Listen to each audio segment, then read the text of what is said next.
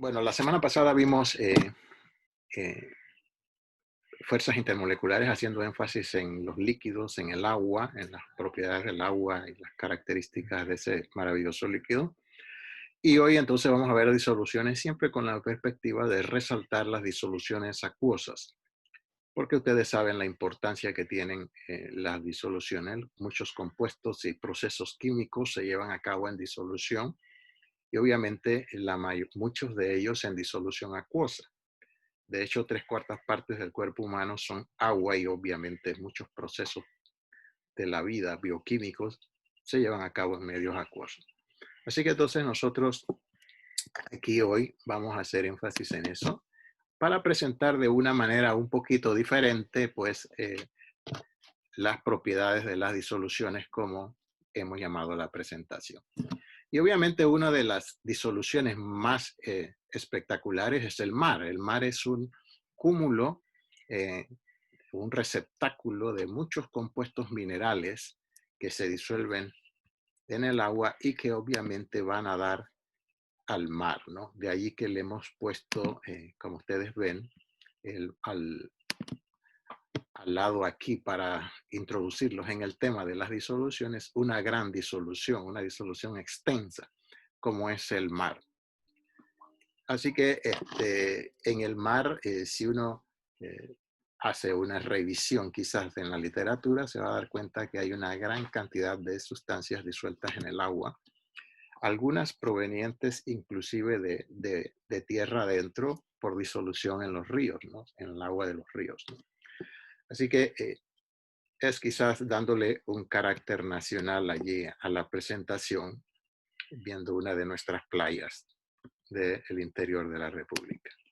Ok, así que disoluciones, hay un gran cúmulo, ustedes ya la han visto, ahí en el centro tenemos una tabla de los diferentes tipos de disoluciones. Este tipo de disoluciones que aparecen en esta tabla ya podríamos llamarlas disoluciones binarias. ¿Qué significa esto? Bueno, que están formadas por dos componentes. Y ahí ustedes ven en la tabla componente 1, componente 2 y el estado de la disolución.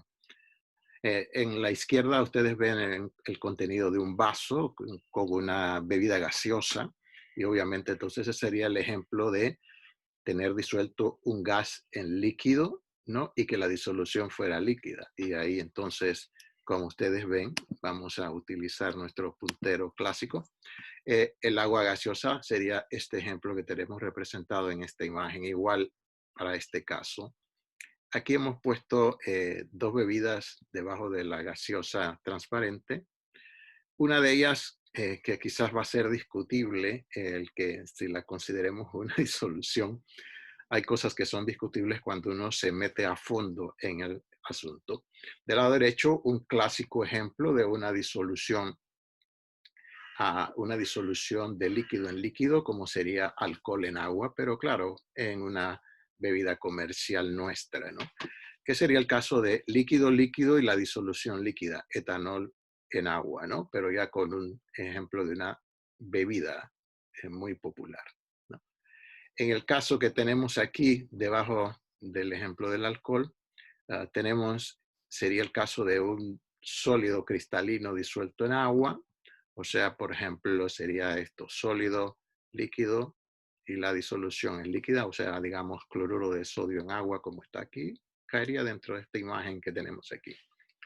Y un caso de disoluciones que quizás por su estado físico a veces uno al inicio o en el argot popular no piensan que son disoluciones, que es el caso de las aleaciones, ¿no? Una aleación, cuando uno tiene dos metales diferentes y uno quiere hacer una aleación de ellos, uno tiene que llevarlo a una temperatura donde ambos sean líquidos y luego entonces enfriar esa disolución, de tal manera que al final lo que uno tiene es una disolución sólida. ¿Por qué? Porque ha mezclado dos sólidos y después tiene este último renglón, sería el caso de las aleaciones, algunas de ellas muy valiosas.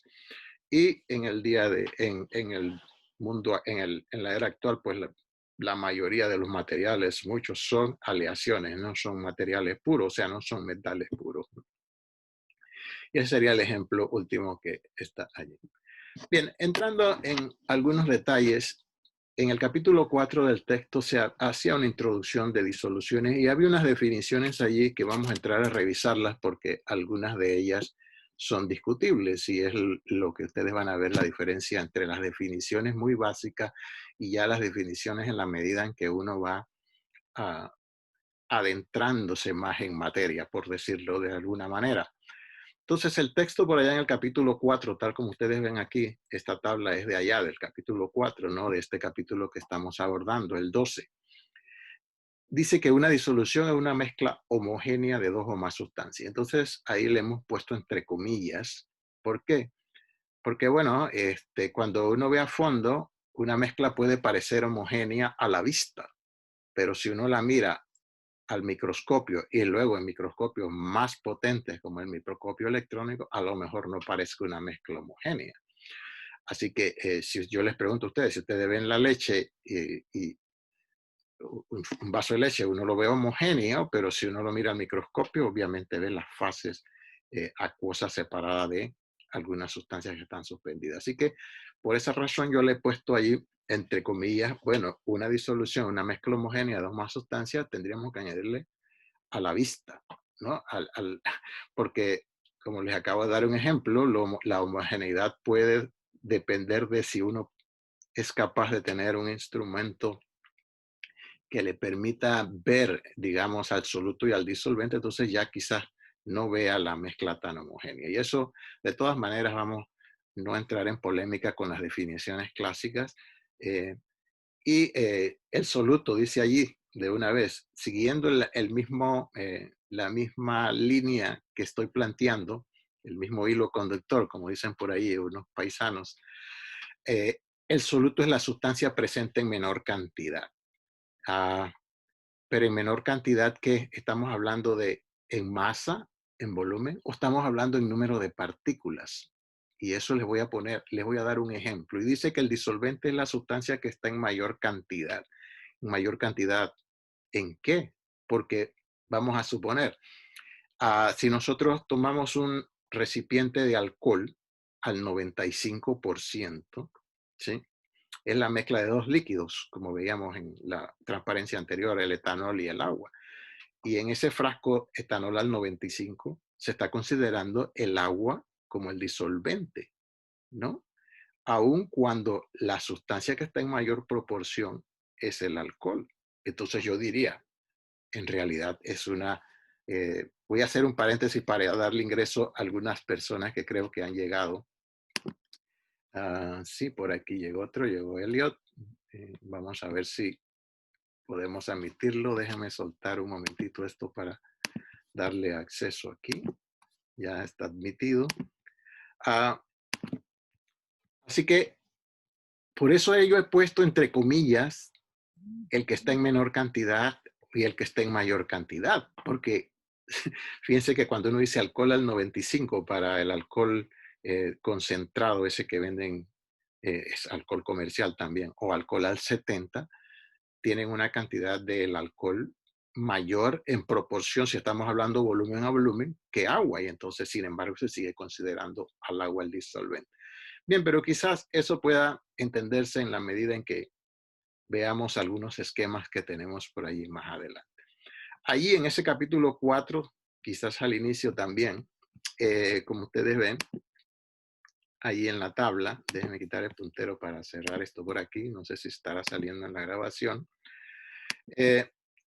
Ahí pues tenemos la definición de clasificación de diferentes solutos. Las disoluciones se pueden clasificar como la diapositiva anterior, o sea, la naturaleza de la disolución, si está formada por un soluto gaseoso, un soluto líquido, un soluto sólido, y las características del disolvente y las características de la disolución. Pero también se puede clasificar una disolución si lo que se disuelve en agua es un compuesto de naturaleza iónica o de naturaleza molecular, y si se disocia o no en agua. Y entonces si se disocia lo llamamos una solución electrolítica, si es un electrolito fuerte, si no se disocia es no electrolito, y si se disocia parcialmente entonces un electrolito débil. Eso lo vamos a ver con algún detalle en una transparencia más adelante, ¿no? Entonces vuelvo y digo que esto de las definiciones clásicas de soluto disolvente, ¿no? Y disolución son incuestionables cuando uno se va a un nivel más avanzado, ¿no? ¿De acuerdo? Pero bueno, siguen siendo las definiciones clásicas que ustedes van a encontrar. Pero entonces, si ustedes leen por ahí quizás algo donde les diga que, bueno, cuidado con esto, se está quizás planteando el problema de las disoluciones ya en un nivel más avanzado, ¿no? Sigamos a la siguiente. Entonces, ¿por qué se disuelve una disolución? Por ahí ustedes tienen un esquema al inicio del capítulo 12, pero aquí lo tenemos ya, el esquema de cómo se disuelve un soluto en un disolvente con las características del soluto. Si tenemos un compuesto molecular, como por ejemplo, sigo con el caso del etanol, o sea, alcohol etílico, si yo tengo el alcohol, que sería un soluto no electrolítico, y por otro lado tengo el agua, bien, cuando yo añado, digamos, el etanol al agua, lo que voy a tener es que las moléculas de agua van a solvatar este proceso que está aquí en el centro, lo llamamos solvatación. Ustedes ven aquí que las moléculas de agua rodean al soluto, lo rodean, ¿sí? Y eso es lo que se llama el proceso de solvatación, o sea, el disolvente solvata, o sea, las moléculas disolventes rodean. En el caso del agua se llama hidratación porque es la molécula del agua, pero en términos generales pueden ser dos líquidos, no necesariamente agua, el proceso se llama solvatación sin disociación. ¿Qué queremos decir sin disociación? Que el etanol no se ioniza, o sea, el hidrógeno no se separa del oxígeno aquí, en esta área del soluto, sino que queda como un ente molecular, CH3, CH2 o H, o sea que el soluto no se disocia. Entonces es un proceso de disolución sin disociación, una solvatación sin disociación. O sea que la sustancia se disuelve en agua, pero sigue siendo molecular aún en fase acuosa, como sería el esquema central aquí de esta transparencia que le estamos presentando. ¿Qué pasa cuando yo tengo un soluto iónico? Cuando yo tengo un soluto tipo iónico, por ejemplo, imagínense que esto fuera aquí bromuro de sodio, ¿no? Cuando entra en el agua, que es el disolvente, tenemos acá en la derecha, o sea, cuando yo entro en contacto estos dos, el soluto y disolvente, ¿qué va a pasar? Que ahora el agua va, al igual que el caso anterior del soluto no electrolítico, también va a solvatarlo, pero ahora al solvatar el agua, los iones, separa el catión, que está representado por esta esfera aquí gris, de el anión, que está representado por esta esfera más o menos marrón, chocolatoso. Así que el agua solvata y al solvatar los iones, los separa. Y entonces usted tiene, si parte de un mol de NaBr, va a tener 2 moles de iones. Se separa el catión del anión porque entonces el agua al bromuro de sodio, que es el caso que estamos planteando aquí como ejemplo, disolverse en agua, la estructura cristalina se rompe al ser solvatado por las moléculas de agua. Y entonces los iones se separan y tengo en realidad 2 moles de iones, ¿no? En disolución. Eso se conoce entonces como un proceso, una disolución con disociación. Se disocia, o sea, el compuesto NaBr en el estado sólido, que son cristales iónicos, va a estar formando los iones, digamos, en disolución, los 2 iones. De tal manera que entonces eso está representado aquí. Así que nosotros podemos tener 2 situaciones cuando se disuelve un soluto en un disolvente. Que el soluto se disuelva sin disociación en el caso de los solutos no electrolíticos, o que se disuelvan con disociación en el caso de solutos que son electrolitos, como por ejemplo los compuestos iónicos o algunos compuestos, algunos ácidos que también se disocian porque el hidrógeno, ese ácido se separa y va a formar entonces el anión y el ion hidrógeno, y eso lo veremos con mayores detalles cuando veamos el equilibrio ácido-base. Pero aquí en la tabla que les presenté, que estaba en el capítulo inicial 4, pues se referían a los ácidos fuertes, ácidos débiles, aquellos que se disocian parcialmente. O sea que la disociación puede ser total, como en los solutos electrolíticos, o puede ser parcial en el caso de sustancias que se disocian parcialmente. Hemos presentado aquí los 2 casos extremos. Bien, Ahora veamos qué pasa con la disolución. Nosotros podríamos considerar, ¿sí? Cuando un soluto se disuelve, ¿qué cantidad se disuelve en qué cantidad de disolvente? Cuando nosotros medimos la cantidad de solutos que se disuelven en 100 partes, y generalmente tomamos 100 gramos, en este caso de agua, puede ser de disolvente. La cantidad de un soluto que se disuelven en 100 gramos del disolvente es lo que llamamos solubilidad. Eso eh, ya es darle un cariz cuantitativo o un enfoque cuantitativo a la solubilidad. No que si se disuelve o no se disuelve, sino cuánto se disuelve en una cantidad dada de disolvente. O sea, cuánto soluto se disuelve en 100 gramos de agua y eso va a depender de la temperatura. Entonces aquí tenemos inicialmente una gráfica y de lado dos figuras ahí en rojo que estoy representándola como disoluciones saturadas. ¿Por qué? Porque la solubilidad es la máxima cantidad que se disuelve en 100 gramos. Entonces puede ser que, por ejemplo, si usted agarra un poquito de tiza y usted añade con la punta de la espátula, la tiza rápidamente se satura, o sea, se disuelve un poquito, una cantidad muy pequeña y lo demás queda allí precipitado. O sea que a veces uno tiene la idea de que cuando tiene una disolución saturada hay mucho soluto disuelto. No, hay la cantidad que el disolvente disuelve a esa temperatura, el resto no se disuelve. Entonces, hay sustancias que son poco solubles y con un poquito ya se disuelve y queda sin disolverse una parte. Ese sería un caso de una disolución saturada, por ejemplo, de un compuesto poco soluble en agua. Pero tenemos el otro caso de sustancias muy solubles en agua, como cloruro de sodio, las sales comunes, donde se disuelve una gran cantidad y tengo que añadir un exceso para que se vea que la solución está saturada. Pero quizás la palabra saturada está asociada, inicialmente uno piensa, bueno, para que esté saturado tiene que tener mucho soluto disuelto para que quede sin disolverse. Claro, eso es el caso de las sustancias muy solubles en agua, para el caso, digamos, de las disoluciones acuosas. Pero si la sustancia es poco soluble en agua, se satura con muy poco soluto, ¿no? Entonces, hay que tener en cuenta en eso y por eso he puesto estos dos ejemplos extremos aquí, que yo puedo tener una disolución saturada con poco soluto añadido, o puedo tener una disolución saturada, que es el caso, que es la idea que uno tiene de la palabra saturada, quizás por la definición de diccionario, con mucho soluto para que pueda saturarse. Entonces, esa situación está dada de manera gráfica. ¿Cuál es el comportamiento de la solubilidad en agua, en 100 partes de agua? Pero claro, aquí está con la temperatura, medida a diferentes temperaturas. Si yo lo hago a 0 grados, por ejemplo, vamos a agarrar el caso de cloruro de sodio, que está aquí con esta línea más o menos amarillenta, aquí. Entonces, esta va a ser la solubilidad a 0 grados. A temperatura ambiente, alrededor de 25 grados, pues sigue teniendo alrededor de 40 y pico gramos por cada 100 de agua, ¿no?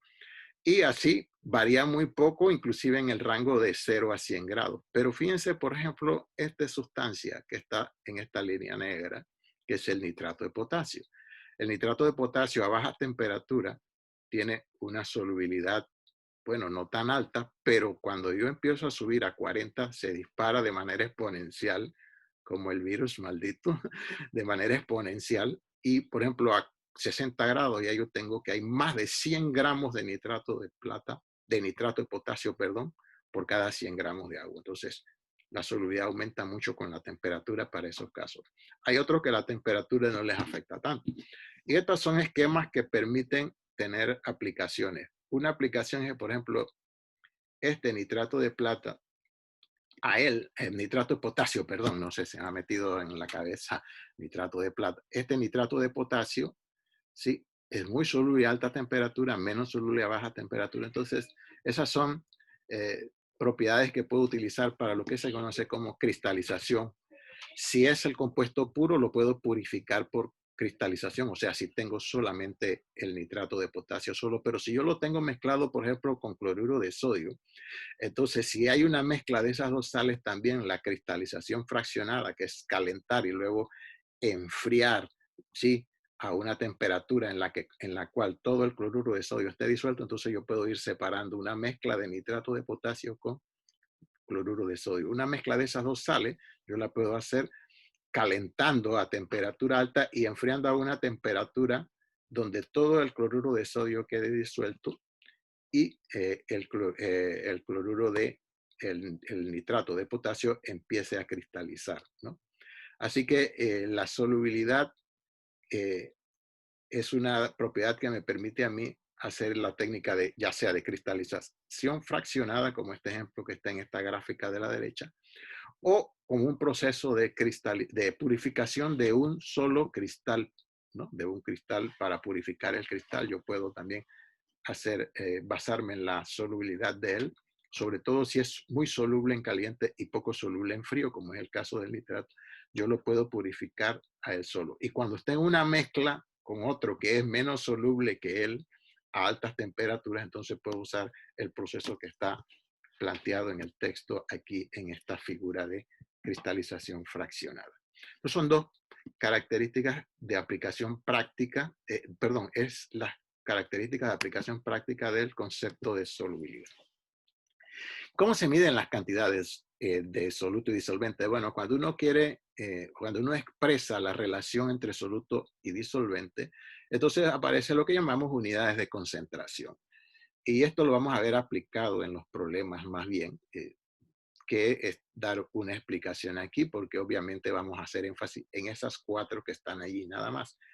El porcentaje en masa, que se conoce como unidades físicas, la molaridad, que ya sería una unidad química, porque hay que expresar el mol el soluto en mol por litro de disolución, la fracción molar, que es una expresión que relaciona los moles de la disolución, o sea, los moles de un componente con respecto a los moles totales que hay en la disolución, ya sea que sea una disolución binaria o una disolución de más componentes como estamos presentando aquí.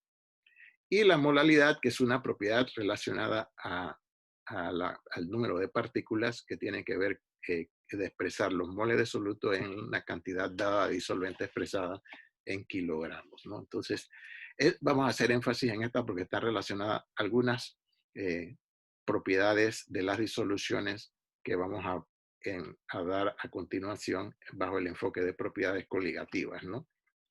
Una está relacionada a las 2 primeras propiedades coligativas, esta a otra y la molaridad a otra. Por eso entonces las hemos tomado ellas como las que vamos a considerar.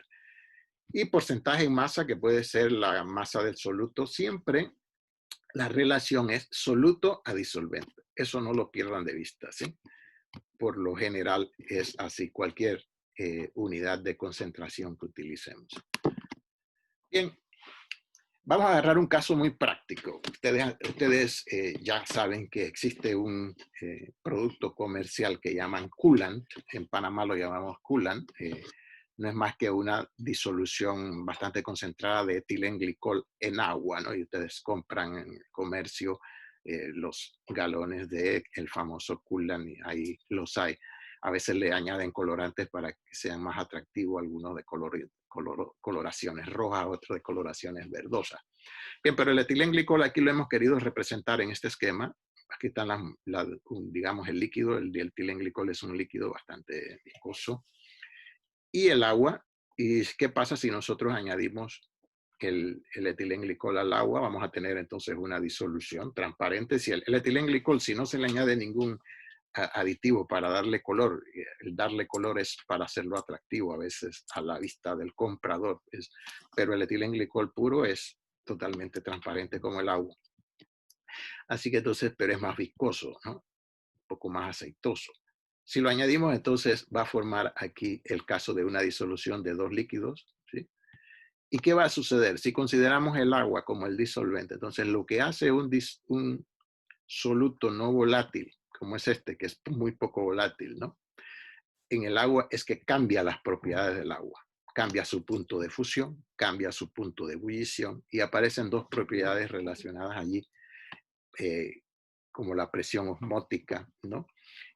Cambia la presión de vapor, o sea que la presencia del soluto va a hacer que el agua se evapore más lentamente, o sea, retiene al agua en el seno del líquido y esa retención va a depender también mucho de la estructura del soluto, en este caso el etilenglicol. Así que, ¿por qué se usa? Porque baja la presión de vapor, baja el punto de fusión. Entonces, en los países fríos, para que el agua no se congele de los radiadores de los automóviles, entonces se añaden estos aditivos para que la temperatura de fusión del agua no sea 0 grados, sino bajo cero, -20. O sea que para que se congele el agua, el contenido del radiador tiene la temperatura que bajar muchísimo.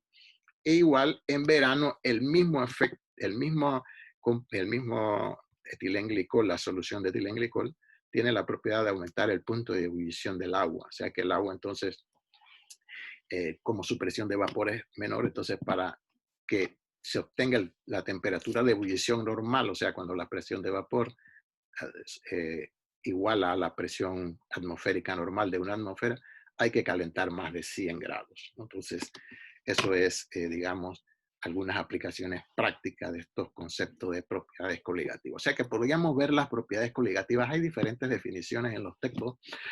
Alguna de ellas es que son propiedades que dependen del número de partículas en disolución, eso es cierto, pero podríamos enfocarlo como cómo se cambian las propiedades del líquido por la presencia de soluto. O sea, sería un enfoque parecido, pero no exactamente igual. Y la presión osmótica, que tiene que ver cómo fluye, digamos, el disolvente en el caso ya de un sistema vivo, como lo vamos a ver dentro de un momento, ¿no? Veamos entonces qué es lo que sucede en el caso de las disoluciones. Aquí tenemos un caso de disoluciones, cómo varía la presión de vapor, disminuye. Y entonces aquí lo que tenemos es cómo cambia, cuál es la presión de vapor de dos componentes. Uno, del benceno, y esta es la presión de vapor del tolueno, que va aumentando, pero claro, como se graficaron los dos en una misma gráfica, entonces lo que se hace es que se preparan disoluciones en fracciones molares, digamos, crecientes de benceno, ¿no? Decrecientes de benceno, perdón, decrecientes de benceno, perdón, crecientes de benceno y decrecientes de tolueno. O sea que la fracción molar de benceno va a ir desde que no haya benceno hasta que sea benceno puro. Por eso entonces, cuando no hay benceno, la presión inicial es 0, hay solo tolueno, entonces estamos aquí.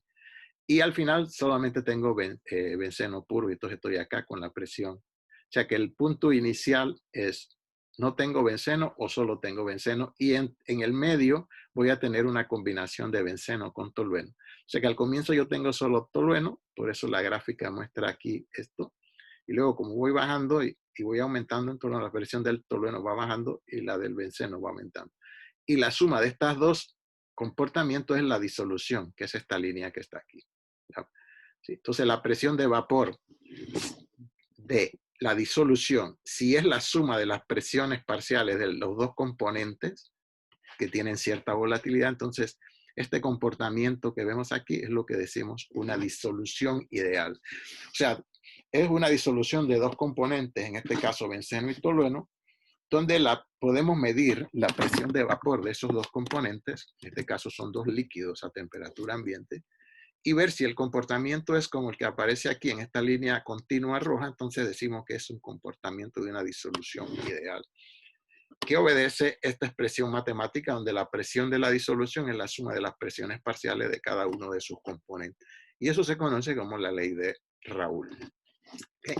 La gráfica que está en el lado es cuando yo tengo, ¿sí?, gráficas similares a esta, dos tipos de disoluciones. Una formada por dos líquidos, donde uno de los líquidos es muy volátil y no tiene atracciones fuertes por el otro, por el disolvente. Vamos a suponer que el otro líquido sea el disolvente. Entonces, la presión de la disolución es mayor que lo que esperamos del comportamiento. Aquí el comportamiento ideal está por esta línea negra.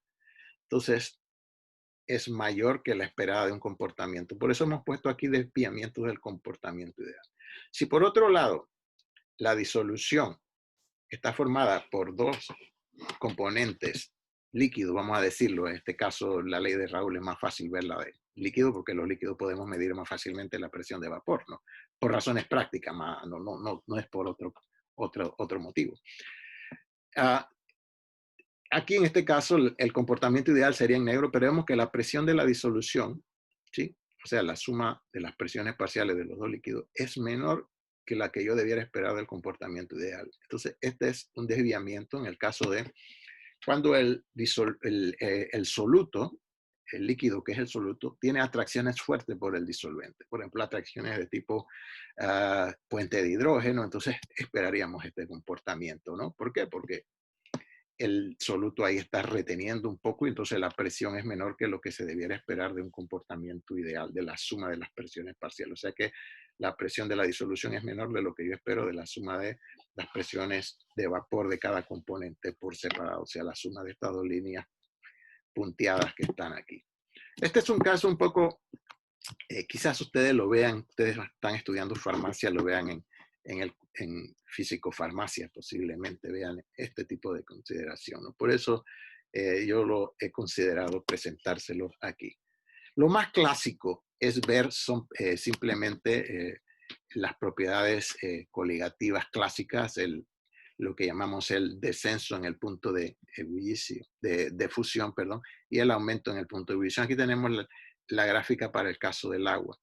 En línea roja continua es el agua pura y en línea discontinua aquí tenemos el caso de una disolución, o sea, cuando se ha disuelto un disolvente en agua. Y como ustedes ven, la presión de vapor, esta es una gráfica de presión de vapor temperatura. Para la disolución siempre es menor, en este caso, que para el componente puro. O sea que estemos en la región aquí del sólido, sólido vapor, o sea que estemos en la región del líquido vapor. Así que si ustedes se fijan aquí, para la disolución, ahora el punto de ebullición es mayor que 100 grados para el caso del agua.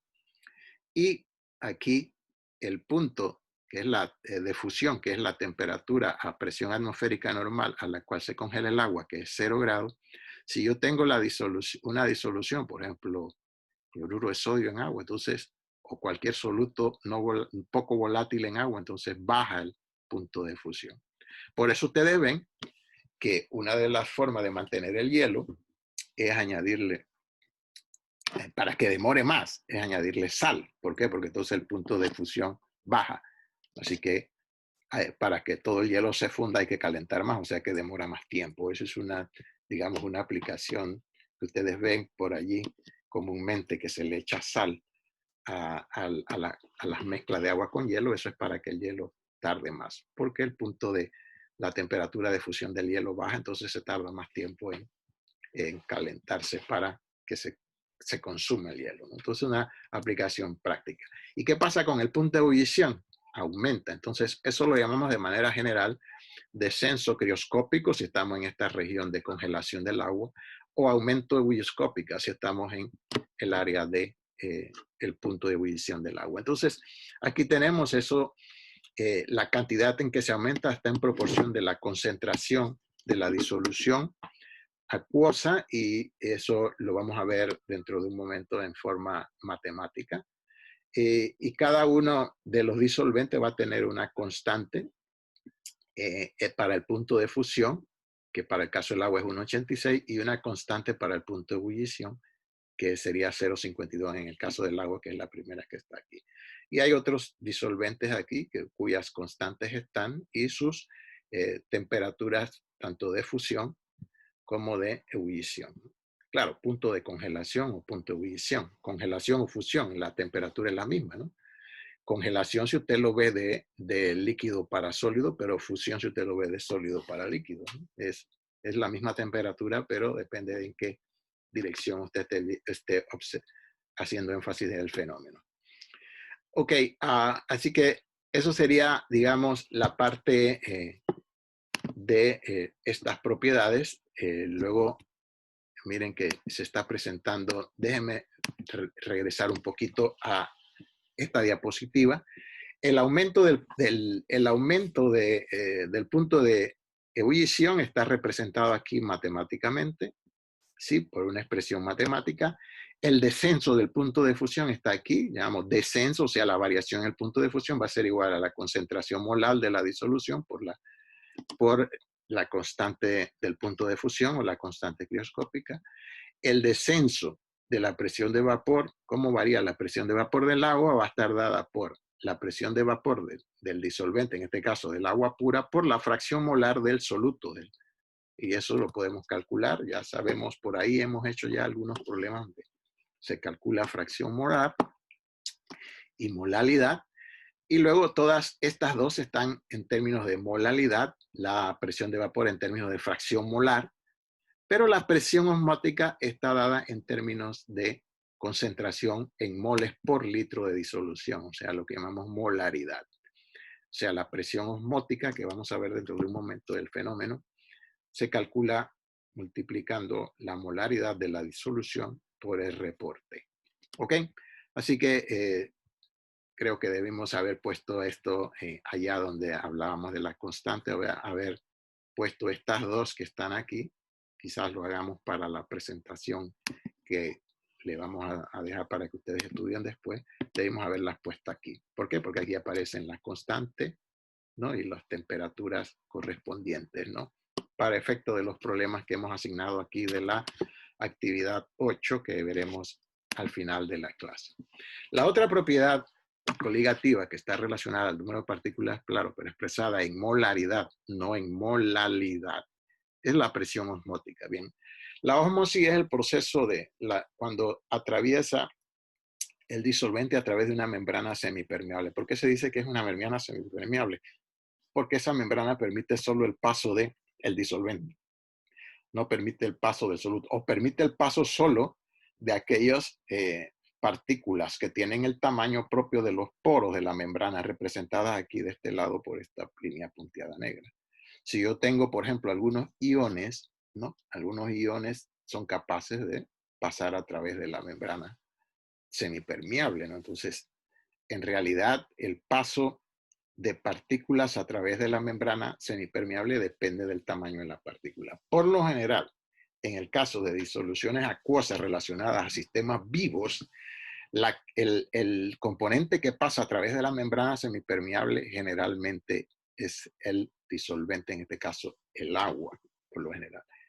Pero la definición de presión osmótica que ustedes pueden encontrar en cualquier libro, generalmente lo que dice que es la presión que hay que aplicar para evitar que se dé el fenómeno de ósmosis. O sea que yo tendría que aplicar una presión aquí para que no fluya agua de esta región donde tengo una concentración menor a una donde tengo una concentración mayor.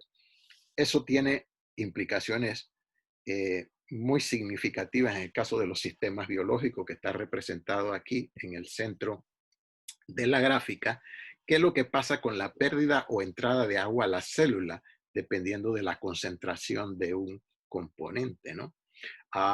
Por ejemplo, aquí cuando yo tengo que el agua, ¿sí? La concentración de agua es la concentración de la disolución dentro de la célula es menor que la que hay fuera, entonces sale agua de la célula y la célula se plasmoliza, o sea, se achica. ¿Qué pasa si yo tengo que la concentración de agua que hay fuera es mayor que la que hay dentro? Entonces entra moléculas de agua a la célula y la célula entonces se hincha. ¿No? ¿De acuerdo?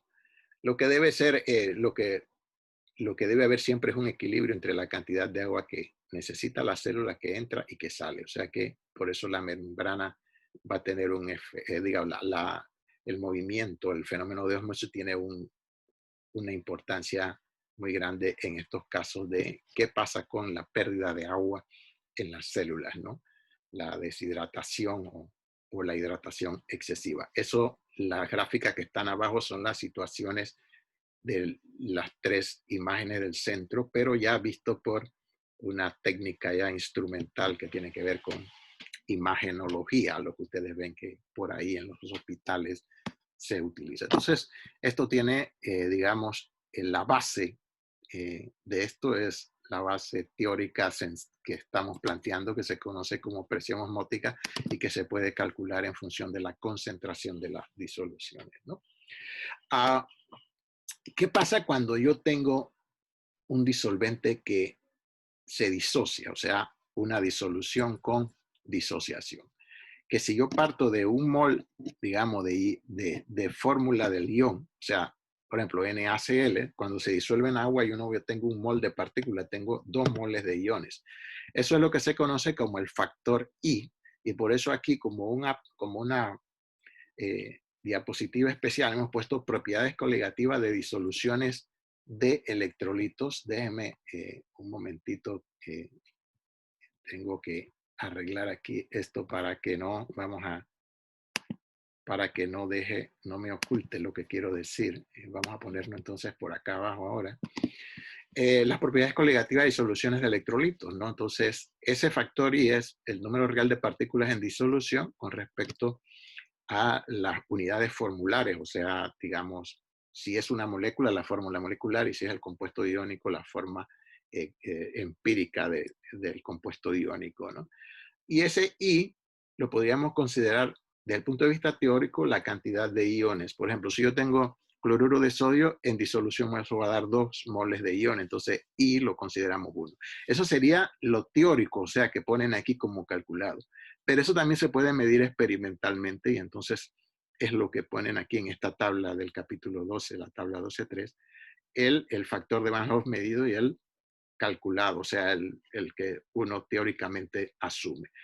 Generalmente uno, para los problemas que ustedes van a encontrar que se plantean en el libro, pues consideramos siempre el aspecto el teórico, el calculado, o sea que uno considera 2 para cloruro de sodio, igual para el ácido clorhídrico, que es un ácido fuerte, para el cloruro de hierro 3, o sea, el tricloruro de hierro. Entonces hay 3 y hay 4 iones. Cuando esto se disuelve en agua, entonces esta fórmula vamos a tener 3 moles de cloruro y 1 mol de iones hierro 3. Entonces tengo 4 moles de iones. Eso es lo que aparece aquí como un 4, ¿sí? Para el caso de el último que tenemos aquí. O sea que uno ve la fórmula esta empírica para si es un compuesto iónico, o la fórmula que ustedes llaman la forma molecular, ¿no? La fórmula que llamamos ahora en estos tiempos modernos en una dimensión, ¿sí? Ahí puedo saber la cantidad de iones que darían en agua. Cuando esto se disuelve en agua, se disocia, es una disolución con disociación, entonces los cloruros, el agua los solvata, igual solvata los iones hierro 3, y entonces yo voy a tener en realidad una proporción de partículas de 4 moles en vez de una. Si es un disolvente, si es un soluto como el azúcar, sacarosa que está aquí, que no se disocia, entonces que fue parecido al ejemplo que yo presenté por ahí atrás de el etanol en agua, entonces de la solvatación del etanol en agua, la sacarosa no se disocia, entonces obviamente un mol de moléculas va a estar solvatadas, así que no se disocia, entonces por eso I es igual a 1, ¿no? A un mol. Si parto de un mol, entonces tengo un mol de sustancia disuelta. Si parto de un compuesto iónico, entonces si parto de un mol de la sustancia al estado sólido, soluto, entonces voy a tener 2 moles de ion en el caso de cloruro de sodio, o 4 en el caso de cloruro férrico. Así que eso es lo que llamamos aquí el factor I, ya explicado un poco con ejemplos de acuerdo a la tabla 12.3. Ok, otro tipo ya no de disolución, y esto era lo que al comienzo yo les decía, bueno, ¿qué es soluto y qué es disolvente? Eso depende de si uno es capaz de observar las partículas o los componentes de la disolución. Pero o sea que el tamaño de las partículas es lo que va a definir en realidad la mezcla, ¿sí? Y asimismo se han clasificado como disoluciones. Hablamos de una disolución que a la vista, esas que vemos de manera transparente, homogénea, como por ejemplo las que vimos en la segunda diapositiva de una bebida alcohólica, de un refresco gaseoso, ¿no? Que lo que uno simplemente ve es el exceso de dióxido de carbono que se escapa de la bebida gaseosa. Pero el tamaño de las partículas asociadas a una disolución es menor que un nanómetro. O sea, sería menor de 1 por 10 a la menos 9 metros. Esto es lo que llamamos nanómetro, 10 a la menos 9 metros. Y es lo que está de moda. O sea que ustedes ven que se habla de nanotecnología. ¿Por qué nanotecnología? Bueno, porque se están creando dispositivos donde el hombre es capaz de manipular ya especies a este tamaño, o sea, moléculas o partículas a este tamaño, nano, ¿no? Y entonces obviamente estos tamaños ya invaden, digamos, las células, etcétera, etcétera. Entonces, eh, si es menos de un nanómetro, los componentes, entonces estamos hablando de una disolución. Pero si son mayores o están en el rango de un nanómetro a una micra, o sea, imagínense esto, la diferencia aquí son 1000, de un nanómetro a una micra, allí entonces tenemos una especie de, digamos, más bien serían, no diría disolución, porque disolución ya sería esta que acabamos de definir, menores de un nanómetro, soluciones coloidales, o sea, que son como si fuesen suspensiones, ¿no? Donde ya las partículas tienen un tamaño y entonces una manera, un experimento clásico es el fenómeno de Tyndall. Este tipo de suspensiones cuando uno hace pasar un rayo de luz, como por ejemplo ustedes ven los rayos de luz en un día, digamos, en el bosque, ahí hay partículas suspendidas eh, que permiten ver el camino del haz de luz. En una disolución verdadera no, una disolución, el tamaño de las partículas no es capaz de reflejar la luz para que se vea la trayectoria del haz de luz. ¿Okay? Así que, por ejemplo, como la linterna o eso, y eso se conoce como fenómeno de Tyndall. Y o sea, entre una disolución propiamente dicha y una mezcla heterogénea, por ejemplo, agua y arena, entonces es que tenemos este tipo de disoluciones o suspensiones coloidales, que son importantes, una gran cantidad eh, de productos de uso común en realidad caen dentro del rango de coloides, ¿no? La gelatina, la leche de magnesia, mayonesa, ¿no? Aquí hay un montón de ejemplos, la niebla en una bruma, lo que yo les decía. Y entonces eso depende, igual que para las disoluciones del medio de dispersión, lo que se está dispersando y las características mismas, ¿no? Se le llaman, en el caso de los coloides, ustedes oyen las palabras aerosol, espuma, emulsión, ¿no? Gel. Este tipo cuando se usa esta terminología, entonces estamos hablando de sustancias coloidales, o sea, donde el tamaño de las partículas está en este rango, ¿sí? De un nanómetro, mayores de un nanómetro hasta 1000 nanómetros, o sea, una micra, ¿no? ¿De acuerdo?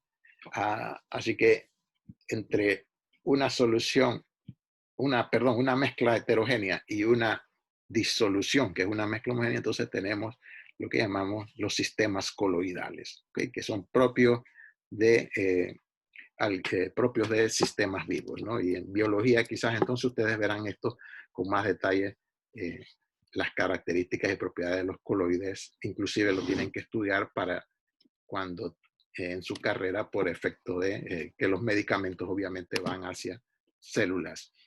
Ok, como ven, entonces lo que hemos querido es resumir el capítulo 12, las secciones del capítulo 12 que aparecen aquí, en esta presentación de manera general y muy enfocada quizás de una manera donde se vea su relación con la vida de la vida diaria, ¿no? Así que aquí lo vamos a ver.